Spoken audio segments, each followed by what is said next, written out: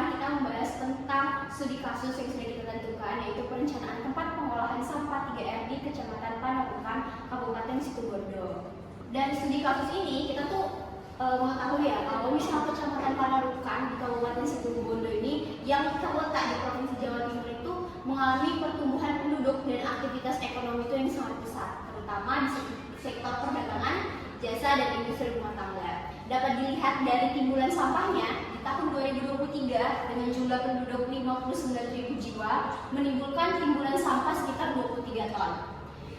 Nah, kalau misalnya kita proyeksikan di 10 tahun ke depan, pada tahun 2033 timbulan sampah itu akan meningkat sekitar 25 ton. Oleh karena itu, kita membutuhkan fasilitas TPS 3R yang nantinya itu akan menciptakan sistem pengolahan sampah yang lebih modern, efisien, dan berkelanjutan, sehingga di Kecamatan Panarukan, Kabupaten Situbondo ini bisa menerapkannya.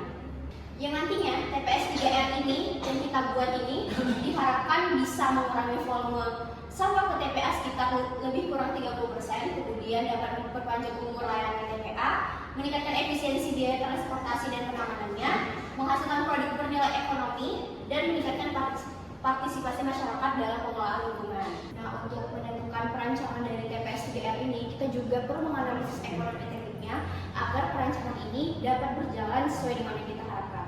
Untuk analisis ekonomi teknik, pertama kita mulai dari inflasi. Yang kita tahu secara umum, inflasi itu adalah kenaikan barang atau jasa dari waktu ke waktu. Jadi berdasarkan jurnal tadi, kan kita tahu ya, proyek TPS ini kan dirancang untuk mengurangi kurang lebih 30% volume sampah. Namun, biaya operasional dan pendapatannya akan berubah seiring dengan waktu akibat inflasi tersebut. Analisis ini bertujuan untuk memahami pengaruh inflasi 5% terhadap biaya operasional dan pendapatan proyek selama 10 tahun ke depan. Jadi, kalau misalnya dari data yang sudah kita lihat dalam tahun ini, dari biaya investasi awal itu sekitar 2M, kemudian biaya operasional atau OPEX 300 juta, pendapatan tahunannya 500 juta, inflasi tahunannya 5%, dan MAR-nya 10%. Dengan yang ditanyanya bagaimana pengaruh inflasi 5% terhadap daya operasional dan pendapatan proyek selama 10 tahun, kemudian berapa nilai OPEX dan pendapatan pada tahun ke-10, serta seberapa besarkah nilai kenaikan nominal total akibat inflasi. Nah, yang kita tahu rumus umum inflasi itu adalah Fn sama dengan F1 dikali 1 ditambah I pangkat N kurang 1. Jadi, tinggal kita masukin, ini udah tertera di dalam tabel. Dari tahun 1 sampai 10 kan kita proyeksinya 10 tahun ke depan. Dengan didapatkan OPEX 465 juta, kemudian pendapatan 775 juta, dan marginnya sebesar 310. Nah, hasil ini itu didapatkan dari rumus umum yang sudah kita temukan di sini. Dengan analisis hasilnya, biaya operasional itu meningkat dari yang tadinya 300 juta menjadi 460 juta pada tahun ke-10. Kemudian pendapatan meningkat dari 500 juta berubah menjadi 775 juta pada tahun ke-10, dan yang terakhir adalah selisih pendapatan atau marginnya meningkat dari 200 juta menjadi 310 juta pada tahun ke-10. Jadi dapat disimpulkan inflasi ini menaikkan nilai nominal biaya dan pendapatan, tetapi tidak menaikkan nilai realnya. Nah, setelah tadi kita membahas tentang parameter inflasi, selanjutnya kita akan membahas tentang parameter deflasi. Jadi, kondisi ekonomi itu mempengaruhi biaya dan pendapatan proyek lingkungan. Nah, di mana deflasi ini adalah menurunkan harga barang dan jasa. Jadi, berdasarkan jurnal perencanaan tempat pengolahan sampah 3R di Kecamatan Panarukan, Kabupaten Situbondo, diperoleh data teknis dan ekonomi sebagai berikut. Di sini dapat kita lihat data yang diperlukan mulai dari komponennya, lalu juga nilai komponennya ada berapa, terus juga ada keterangannya. Nah, di sini kita akan membahas tentang analisis deflasinya. Jadi, yang harus kita cari tahu itu yang pertama ada berapa perubahan biaya operasional dan pendapatan setiap tahun jika terjadi deflasi 2% selama 10 tahun. Lalu yang kedua ada bagaimana pengaruh deflasi terhadap nilai net present value proyek TPS 3R, dan yang terakhir itu apa kesimpulan kelayakan proyek jika kondisi ekonomi mengalami deflasi. Nah, seperti yang kita tahu bahwa di sini ada rumus deflasi, yaitu F sama dengan P dalam kurung 1 kurang I pangkat N. Lalu Di sini kita juga sudah dapat biaya operasionalnya atau OPEX-nya. Lalu yang kedua, yang bagian B kita juga tahu pendapatannya itu ada berapa. Lalu di sini ada tabel perbandingan OPEX, pendapatan dan selisih, dimulai dari tahun ke-1 hingga tahun ke-10. Dan ini dia analisis hasilnya, hasil analisisnya. Jadi setelah 10 tahun terjadi penurunan biaya operasi menjadi 228 juta dan pendapatan menjadi 380 juta akibat deflasi 3% per tahun. Selanjutnya kita akan menghitung nilai sekarang present value dengan minimum atraktif. Jadi di sini ada satu contoh, yaitu di tahun pertama kita mendapatkan present value-nya itu 181 juta. Jadi setelah menjumlahkan seluruh nilai present value selama 10 tahun dan menguranginya dengan biaya investasi, jadi dapat kita temukan bahwa nilai net present value-nya itu negatif sebesar minus 816 juta, menandakan proyek belum layak secara ekonomi murni. Hasil dari analisis akhirnya adalah yang pertama, deflasi menurunkan harga bahan baku dan biaya tenaga kerja sehingga OPEX berkurang 24% dalam 10 tahun. Lalu yang kedua, pendapatan juga menurun karena harga jual hasil daur ulang ikut turun. Yang ketiga, net present value itu masih negatif, tetapi selisihnya lebih kecil dibandingkan kasus inflasi karena biaya operasi lebih ringan. Lalu yang terakhir ada jika harga hasil daur ulang dapat dijaga stabil, proyek TPS 3R akan memiliki potensi keuntungan lebih tinggi di masa deflasi nantinya. Nah, jadi kita masuk ke bagian payback period. Nah, sebelumnya untuk menghitung payback period itu harus tahu dulu ya apa-apa aja yang nanti bakalan dipakai di perhitungan payback period. Nah, yang pertama itu ada investasi awalnya dengan nilai 2 miliar rupiah, kemudian ada biaya operasional dengan nilai 300 juta rupiah, kemudian ada pendapatan tahunan sebesar 500 juta rupiah. Inflasinya itu kita asumsikan aja menjadi 5% per tahun. Untuk minimum atraktif return rate-nya itu atau MARR-nya 10% per tahun dan umur proyeknya 10 tahun. Nah, yang perlu ditahu dulu itu sebelum menghitung payback period ada juga namanya net cash flow atau aluran kas tahunan. Nah, dapat dari tabel itu pendapatannya terus meningkat karena inflasi, begitu juga dengan biaya operasionalnya, dan pada akhirnya kas tahunannya itu di tahun ke-10 sekitar 310.264.998 rupiah. Nah, karena payback period itu ada dua, yang pertama ada simple dan kedua ada discounted. Nah, untuk simple itu sekedar apa? Sekedar menghitung berapa lama proyek itu balik modal. Jadi bisa dilihat di sini di tahun ke-8 dan ke-9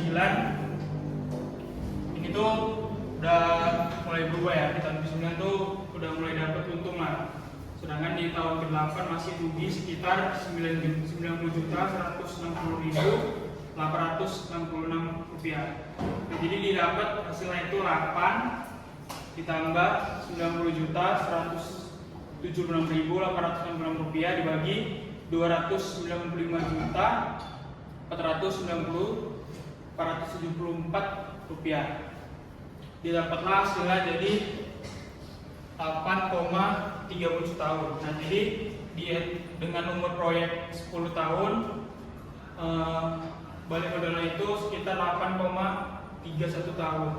Nah, berikutnya ada discounted. Nah, discounted ini tuh lebih realistis karena dia memperhitungkan secara detail ya.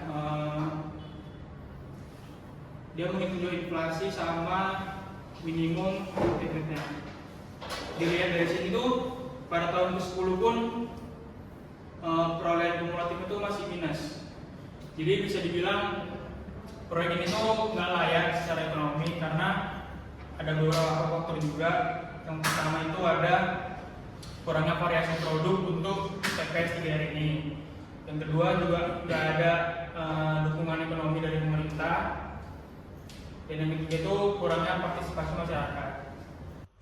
Selanjutnya untuk hasil analisis IRR dari proyek TPS 3R yang telah kami buat. Yang pertama itu adalah asumsi utama, yang dimana kami mengasumsikan beberapa nilai. Yang pertama itu adalah nilai capital expenditure atau CAPEX yang kami asumsikan sebesar 2 miliar rupiah.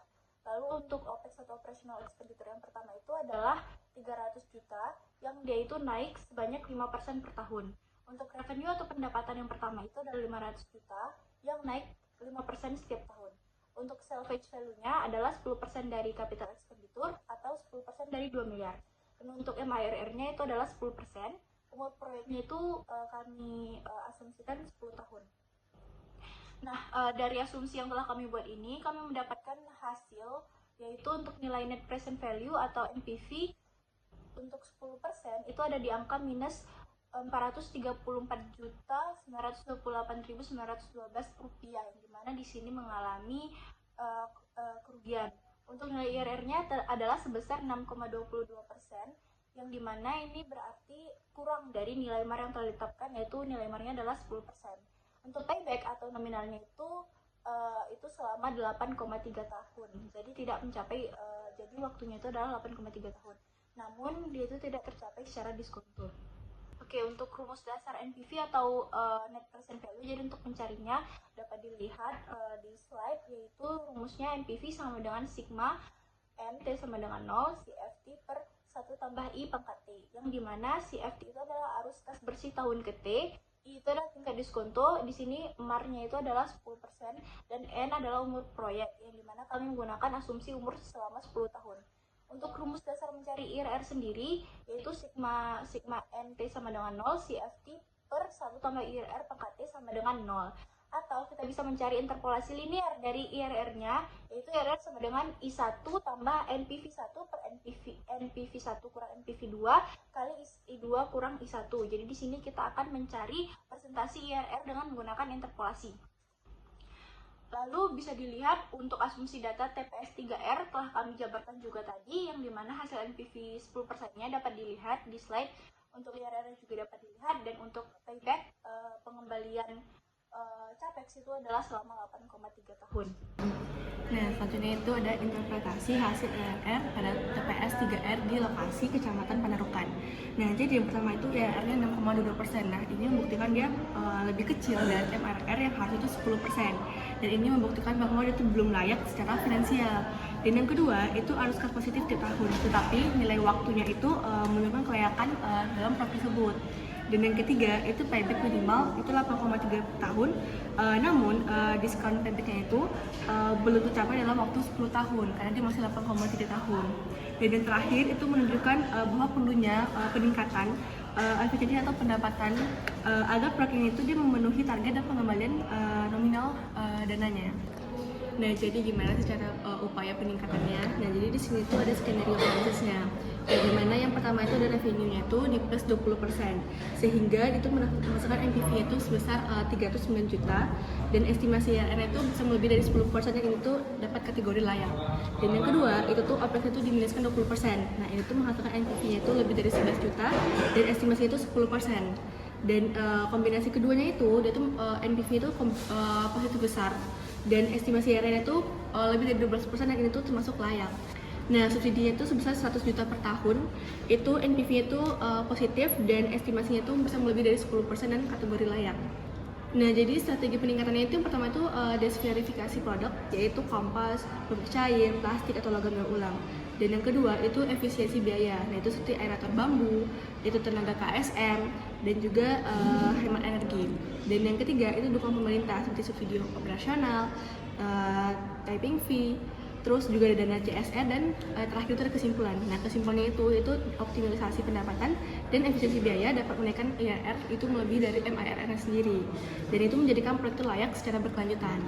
Nah, jadi tantangan itu apa ya sih? Nah, ini tantangan yang pertama itu pendapatan yang relatif kecil itu dibandingkan dengan biaya operasional.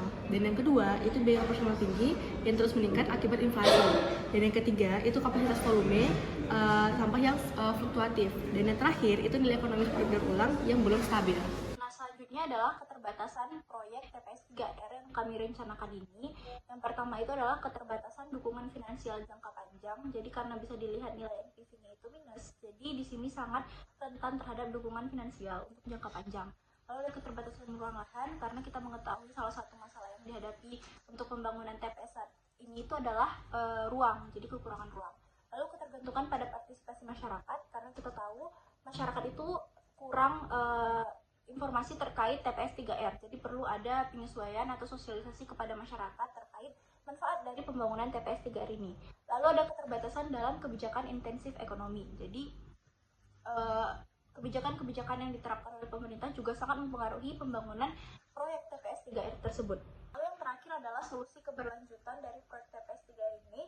Jadi ini adalah beberapa solusinya. Yang pertama itu adalah diversifikasi sumber pendapatan yang didapatkan dari produk daur ulang. Jadi dari TPS 3R ini bisa dimanfaatkan sampah-sampahnya untuk menjadi produk baru. Jadi bisa mendapatkan nilai ekonomi dan juga mendukung konsep ekonomi sirkular. Yang kedua adalah efisiensi biaya operasional. Jadi untuk nilai OPEX-nya itu bisa dikecilkan, dan juga ada kerjasama dengan pemerintah, masyarakat swasta atau public community partnership. Jadi bisa menggait beberapa sponsor baik dari pihak pemerintah, masyarakat atau swasta.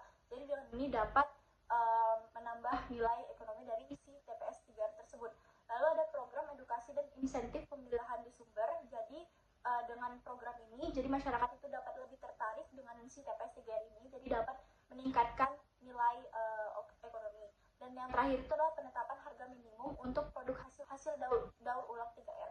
Jadi tadi karena ada penjualan produk daur ulang, maka dapat ditetapkan harga minimum untuk produk tersebut. Jadi juga dapat meningkatkan pendapatan dari si TPS 3R ini agar pendapatannya itu